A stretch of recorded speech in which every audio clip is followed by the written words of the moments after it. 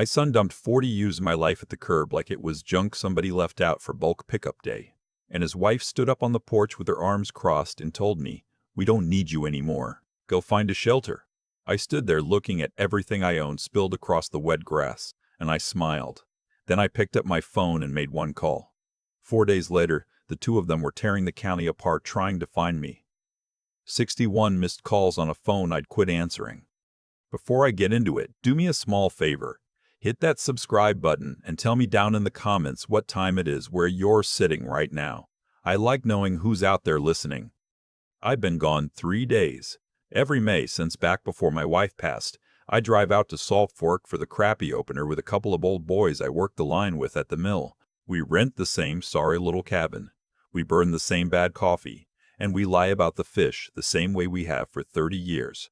It's the one stretch of the calendar where I don't feel like a guest in somebody else's life. I came back that Sunday afternoon sunburned and easy in my chest for the first time in months, with a cooler of cleaned fillets riding shotgun and a tackle box that hadn't behaved itself the whole trip. I knew something was wrong before I even got the truck in park. There was a heap by the road. At first, my tired old brain tried to make it into somebody else's mess, a garage clean-out, a busted dresser, a contractor's leftovers. Then I saw the green of Ruth's quilt, the one she pieced the winter before the cancer took her, half slid out of a ripped trash bag and soaking up the gutter. And I knew.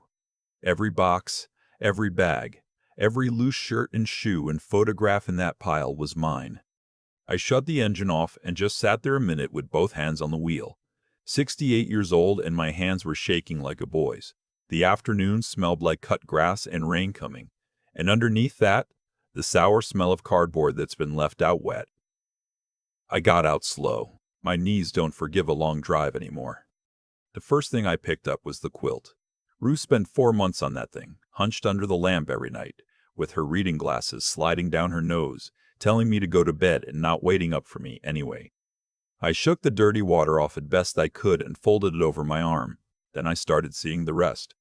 My dad's railroad pocket watch, the one his foreman gave him in 1961, lying open in the dirt, with the crystal cracked clean across.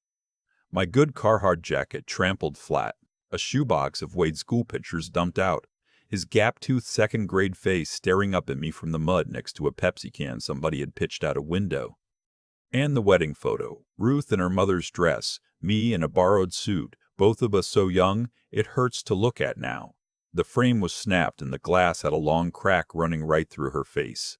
I crouched there in the grass holding it, and I felt something go quiet and cold inside me. Not loud, quiet, like a furnace pilot light cutting out. This was no mistake. You don't accidentally bag up a man's whole life and drag it to the curb. Somebody had gone through my room, packed me up, and thrown me out while I was off catching crappie and feeling grateful to still be breathing. I walked up to the front door with the quilt still over my arm and put my key in the lock. It went in halfway and stopped dead. I jiggled it, pulled it out, looked at it like the key was the thing that had changed. It hadn't. The lock had. They'd had it rekeyed while I was gone. I want to be honest with you about that moment, because a lot of folks watching are going to ask why I didn't just call the sheriff right then and there. Believe me, I thought about it. I had my phone in my hand, but standing on that porch, locked out of a house I'd been paying on for 9 straight years, I had this clear feeling that if I called the law that afternoon, it'd turn into a shouting match on the lawn, neighbors peeking through their blinds, some young deputy trying to sort out a family thing and telling everybody to cool off and talk it through. I didn't want to cool off. I didn't want to talk it through. I wanted the truth on paper where nobody could argue it later. So I put the phone back in my pocket and I waited. I not first, of course. Pounded, actually. Nobody answered, but I could have sworn I saw a curtain move upstairs. Their cars were gone, so I figured the two of them were off running errands like it was any ordinary Sunday, like they hadn't just left their own father sitting out with the garbage. I went next door to Hank's. Hank Osterner and I have shared a fence line and a snowblower for the better part of a decade. He came to the door in his socks, and he wouldn't quite look at me. I asked him straight. Did he see what happened? Who hauled my things out? When did they change the lock? And old Hank, who knows the comings and goings of this street better than the mailman, suddenly couldn't remember a thing. Said he'd been busy in the garage. Said maybe it was a misunderstanding. He offered to let me use his phone, his bathroom, anything I needed, and the whole time his eyes were sliding off me toward that pile by the road, like it embarrassed him to be seen near it. That's the part that got under my skin worse than the locks. Everybody on that block knew.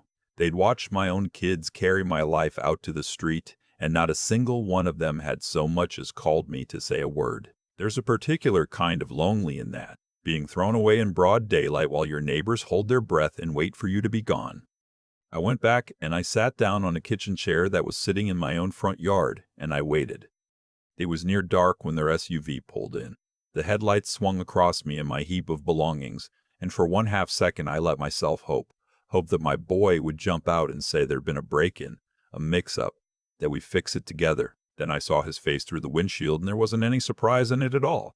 Just a man who'd come home to find the thing he'd left at the curb still at the curb. My daughter-in-law got out first. Tara never wastes emotion. She walked right past me toward the porch like I was a stranger sleeping rough on her property. And when I called her name, she turned around with this look I'd seen her give telemarketers. "You're back," she said, flat as a tabletop. "Look, Dad, this is awkward, but it's time. We need our space. The house is paid off now, and honestly, we don't need you here anymore. Go find a shelter or something. You're a grown man." A shelter. She said it like she was telling me to go grab milk. I turned to my son. "Wade," I said, "what is she talking about? This is my house. And here's the thing that I'll carry to my grave. My boy. The kid I taught to throw a curveball. The kid whose college I emptied my savings for. The kid I held in the delivery room while his mother slept. My boy couldn't look at me. He stood there next to his wife and stared at a spot on the driveway and said, real quiet, 'We just can't do it anymore, Dad. We tried. It's not working.' 'It's not working,' I repeated. 'I pay the mortgage. I pay the electric. I bought the water heater in February. What exactly isn't working?' Tara laughed, not loud, just a little puff of air through her nose, like I'd said something dumb. 'You were a tenant, Otis, Dad. A helpful one. You paid the bills and you stayed out of the way, mostly. But we don't owe you the rest of our lives for that. You're loud. You leave the TV blaring. You track mud through my house. We want it back.' 'Where am I supposed to go?' I said, and I hated how small it came out. 'Not our problem,' she said, and she walked up the steps. The porch light came on, then snapped right back off, which was about as clear a message as a man could ask for. Wade trailed after her without a word. The deadbolt clicked, and then I was standing alone in the dark next to everything I'd ever owned, listening to my own son lock me out of a house I'd been paying for since before his daughter was born. I'm going to tell you what I felt, and it isn't going to sound right, but it's the truth. After the first wave of it passed, and it was a big wave, I won't lie, I had to sit back down. What rose up underneath wasn't grief. There was something steadier, something almost like relief, because for 9 years I'd been twisting myself into knots, trying to be welcome in that house, eating supper alone in my room so I wouldn't be in the way. Apologizing for using the kitchen, pretending I didn't notice how the invitations to Sunday dinner dried up the closer we got to that mortgage being paid off. I'd been making excuses for my own boy so long I'd forgotten how to see plain. Now there were no more excuses to make. The thing was finally as ugly and as clear as it ever was going to get, and a clear thing, even a terrible one, is something a man can work with.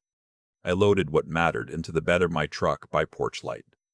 Ruth's quilt, my dad's watch, cracked or not, the wedding photo, my tools. And here I want you to notice something, because Wade and Tara never did. I'd worked 38 years as a millwright at the plant out on Route 16. I can rebuild a gearbox blindfolded. They looked at me and saw a tired old man who was good for a mortgage payment. They never once stopped to think about what a man like that knows, what a man like that keeps, what a man like that has put away. What I had put away was the truth about that house. And in the morning I was going to go get it. I left the broken furniture and the ruined boxes right where they lay. Let the street see it. Let Hank look at it over his coffee. I drove out to a Motel 6 by the interstate, paid cash for one night, and lay on a stiff mattress listening to semis downshift on the off-ramp. I didn't sleep much. I wasn't upset, exactly. My mind was just running, the way it used to before a big shutdown job at the plant when there was a lot to plan and not much time. I lay there and I added it all up. 9 years of payments, 9 years of groceries, 9 years of being grateful for the privilege of funding my own eviction. And I worked out what I was going to do first thing Monday. Here's where I have to back up and tell you how it started, because it matters. When Ruth passed, our old place on Sycamore got too big and too quiet for one man. Wade and Tara were renting at the time, complaining they'd never afford a house in this market. So I sold Sycamore, and I did a thing that seemed like love at the time. I took the money from my house and my savings, and I bought a 4-bedroom out on Mill Creek Road, and because I'm the one who qualified, with my pension and my credit and my 38 years, the loan went in my name, just mine. Wade couldn't have gotten approved on his own back then. He'd had some trouble. I figured, what's the difference? We're family. We'll all live there together and I won't die alone in a quiet house. So for 9 years, I made every payment on a mortgage that had nobody's name on it but mine. I paid the property taxes out of my own checking. The deed, the actual deed, down at the county recorder's office, said one name, mine. They forgot that, or they never really understood it to begin with. To them, living in a place for 9 years felt like owning it. They'd settled in so deep they convinced themselves I was the guest and they were the hosts, when the plain legal fact was exactly the other way around. Monday morning, I was showered and dressed and parked outside a law office in a strip mall by 7:30, waiting for the lights to come on. The lawyer's name was Dennis Pruitt, real estate and probate work mostly, the kind of small-town attorney who settled 10,000 farm estates and seen every kind of family come apart. I'd grabbed my folder of papers off the curb the night before, and thank God for 38 years of a habit of keeping every document a man ever signs. I spread it all on his desk, the deed, the mortgage note, 9 years of tax receipts, the payoff letter that had come in the mail last month. Pruitt put on his glasses and went through it slow, page by page, the way I go through a parts manual. When he got to the deed, he sat back. "Mr. Whitaker," he said, "I want to make sure I understand the situation. You believe your son and daughter-in-law own this house?" "They sure act like it." "Well, they don't." He tapped the deed. "You're the sole owner of record. The mortgage was in your name. The payments came from you, the taxes came from you, and as of last month it's paid in full. Your son and his wife have no recorded interest in this property whatsoever. There's no lease, I assume? No rental agreement, nothing in writing where you agreed to give them the place?" "Nothing. We just live there." "Then legally, as far as the state of Ohio is concerned," Pruitt said, "they are occupants in your home. And it is your home. They changed the locks on a house you own and put your belongings on the curb." He took his glasses off. "Mr. Whitaker, they had no right to do any of that. You've got every right in the world to take possession of your own property.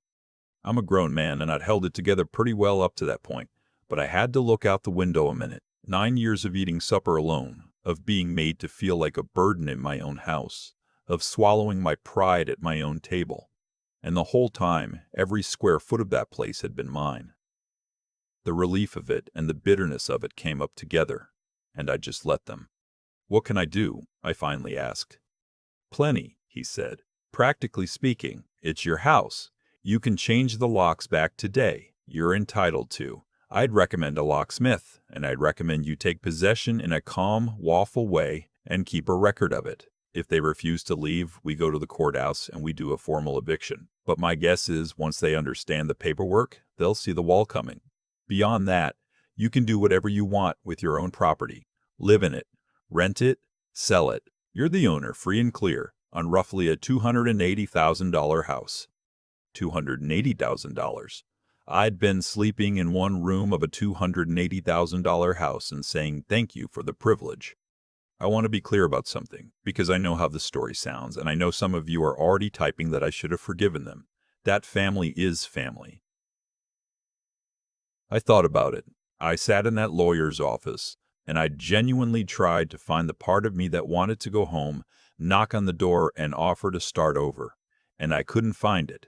Not because I'm hard, because I finally believe them. When your own boy tells you it isn't working and locks the door, you're allowed to take him at his word.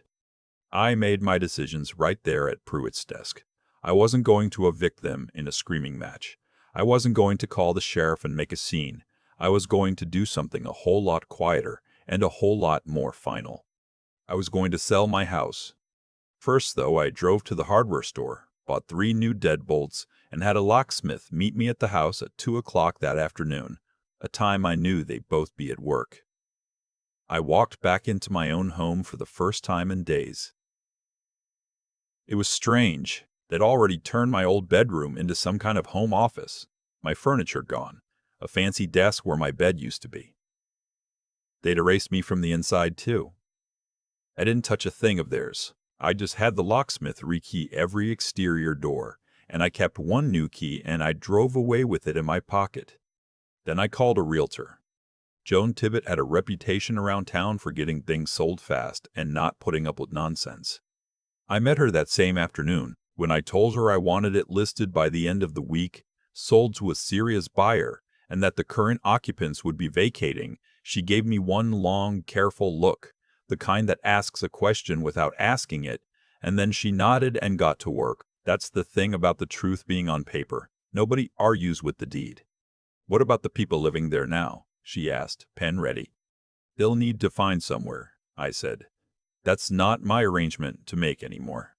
It surprised me how level my own voice was. 9 years of arranging my life around their comfort, and it had finally just stopped. Now here's the part where I disappeared, because I'd decided that the kindest and the cruelest thing I could do, both at once, was to be somewhere they couldn't reach me while the floor came out from under them. I rented a furnished room by the week across town, paid cash, and I told exactly 2 people where I was, Pruitt and Joan. Then I turned my phone face down on the dresser and let it buzz. And buzz it did. Wednesday afternoon, the sign went in the yard. I heard about it later from Joan.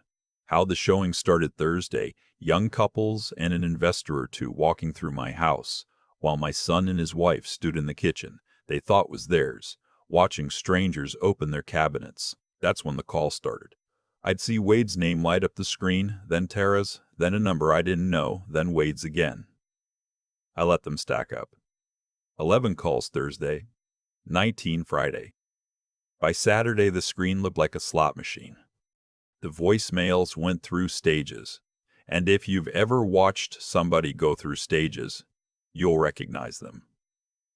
First, anger. Dad, what the hell is this? There's a sign in the yard. This isn't funny. Then bargaining.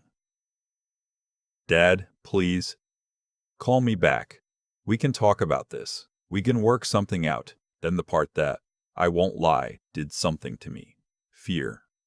Tara's voice, the same voice that had said go find a shelter, now thin and high and scared. We don't know where you are. We've called everybody. Please, just call. They drove all over looking for me, I found out afterward. They went to the cabin at Salt Fork. They tracked down 2 of my old blind buddies. They even called Ruth's sister down in Chillicothe, a woman they hadn't bothered to phone in 5 years. 61 missed calls. They turned the whole county over looking for an old man they'd thrown in the trash 4 days before. I let myself feel it for exactly 1 evening, sitting in that rented room, the grief of it. Because make no mistake, I wasn't enjoying myself the way you might think. There's no joy in it when it's your own son. What there was a kind of grim, even justice, like a ledger that had been crooked for 9 years finally going flat. They had wanted me gone. I was gone. They were getting precisely what they'd asked for, and it turns out that's a much harder thing to receive than to demand. The house sold in 9 days. A young couple, Drew and Haley Bennett, expecting their first baby, the kind of folks who walked the rooms touching the door frames like they couldn't believe their luck. They offered fair. They were pre-approved, and they wanted in by the 1st of the month. Joan brought me the papers, and I signed every one of them at the title company on a Tuesday morning. $78,000 after everything. A check in my hand, light as paper, heavy as 9 years. I gave Wade and Tara 2 weeks to be out. I had Prue deliver the notice so it'd be done right. In writing, lawful, no scene. And then finally, I let them find me, on my terms, in a coffee shop downtown that I picked because it was public, and it had a door I could walk out of. They came in looking like they hadn't slept since the sign went up. Wade had 2 weeks of stubble and his shoulders were down around his ears. Tara had lost the flatness in her voice. She came at me fast, talking before she even sat down the way she does, all the old confidence trying to crank itself back up. Dad, thank God. We've been worried sick. We've been everywhere. You can't sell the house. That's our home. Our daughter's school is right there. You have to stop it. There's still time to. It's sold, I said. Dad stopped her. Both of them just stood there. It closed yesterday, I said. Nice young couple, they're expecting. They were real grateful to get it. Wade sat down across from me slow, like his legs had quit. Dad, he said, and his voice cracked right in the middle of the word. We're family. I let that sit a second. Then I said, 3 weeks ago you stood on the porch and let your wife tell me to go find a shelter. You stared at the driveway, and you told me it wasn't working and you locked the door. You changed the locks on my house, son, so I'd like you to tell me, when exactly did we become family again? Was it before or after you found out I owned the place? He didn't have an answer for that. There isn't one. Tara tried the angle I knew she'd try. You're doing this to hurt us? This is revenge. No, I said, and I meant it, gentle as I could. Revenge would be if I'd called the sheriff and had you marched out on the lawn for the neighbors to watch. Revenge would be if I'd left your things at the curb the way you left mine. I didn't do any of that. I sold a house I own, that I paid for, that nobody's name is on but mine. If that feels like the floor caving in, that's not me. That's just the truth catching up to you. You wanted me out of your lives. I just took you at your word.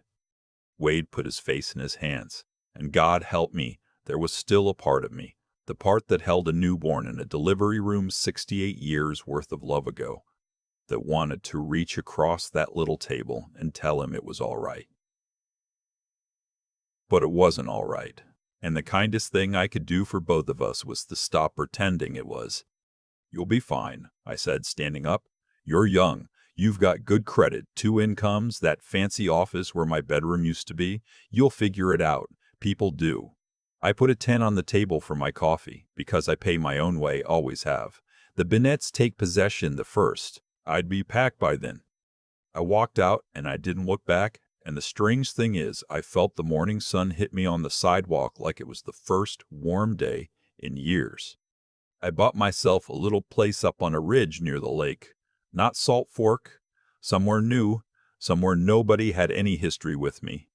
2 bedrooms, a porch that catches the evening light, a dock where I can drop a line without driving 2 hours. I put Ruth's quilt over the back of the couch where I can see it.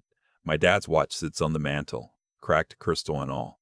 Some things you keep precisely because they got broken and survived anyway. I had the wedding photo reframed, but I told the man at the shop to leave the cracked glass in. Ruth would have laughed at me for that. She'd have understood it, too. Wade calls now and then. I let some of them go, and I answer some of them. We're not anything like we were, and I've made my peace that we may never be. Tara, I haven't heard from, and I don't expect to. That's all right. You spend long enough being grateful for scraps, and it turns out you can learn to set a full table for yourself. People ask me if I regret it, if it's worth it, ending up alone on a ridge instead of in a house full of family. And I tell them the truth, which is that I was already alone in that house full of family. I was alone every supper I ate in that bedroom. I was alone every Sunday the invitation didn't come. The difference now is I'm alone on a porch I own, in the quiet I chose, with the lake going gold every evening and nobody to tell me I'm in the way. They threw me out like I was nothing. They found out the hard way that a man who quietly carried the whole load for 9 years is not a man with nothing. He's a man who's holding everything, waiting for somebody to finally notice. Nobody noticed. So I picked it all up, and I carried it out the door, and I built myself a life where being decent to me isn't optional anymore. The best justice in the world isn't loud. It's just letting people stand in the consequences of exactly what they wanted. I gave them precisely what they asked for. I only wish for their sake they'd known what they were asking. If this one stayed with you, do me a favor and like it. Subscribe to the channel and tell me down in the comments. Would you have forgiven them or would you have done the same? I read everyone. For 9 years, I carried that whole house on my back and called it love. And the hardest thing I've had to admit to myself is that I taught Wade and Tara to treat me that way. Every time I ate supper alone in my room so I wouldn't be underfoot. Every time I apologized for using my own kitchen, I was training them to see me as furniture. They could move when it suited them. Kindness without a backbone isn't kindness. It's an invitation. People will take exactly as much as you let them, and I let them take everything, right up until the day they put my wife's quilt in a trash bag. So if you're sitting where I was, doing for your kids and waiting to be appreciated, hear me out. Being a good man doesn't mean being a doormat. The same fairness I'd have demanded for a stranger, I should have demanded for myself years earlier. I had every right to expect honesty at my own table, and I owed it to myself to insist on it long before it came to a curb full of broken picture frames. What saved me wasn't anger. Anger feels like power, but it spends fast and leaves you with nothing.